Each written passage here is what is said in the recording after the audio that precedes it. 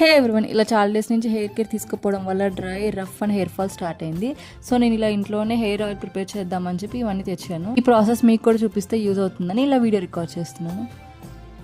ఇలా రెగ్యులర్గా దొరికి ఇంట్లోనే ఏదైనా వర్జిన్ కోకోనట్ ఆయిల్ తీసుకుని దాంట్లోనే మందార, ఇలా ఆనియన్స్, మెంతులు అండ్ ఉసిరి, కరివేపాకు అండ్ మీకు కనుక హైబిస్కస్ ఫ్లవర్స్ దొరికితే హైబిస్కస్ ఫ్లవర్స్ కూడా యాడ్ చేయండి. అండ్ లాస్ట్కి వచ్చేసి ఇలా కలబంద యాడ్ చేసుకోండి.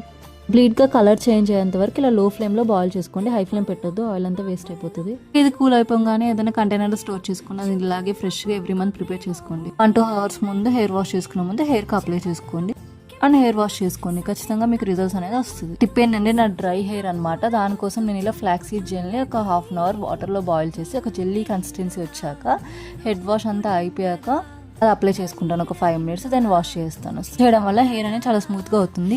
నేను చేసినట్టు హ్యాండ్తో కోమ్ చేయండి, హెయిర్ అనేది బ్రేకేజ్ లేకుండా ఉంటుంది. Hair guys, thanks for watching.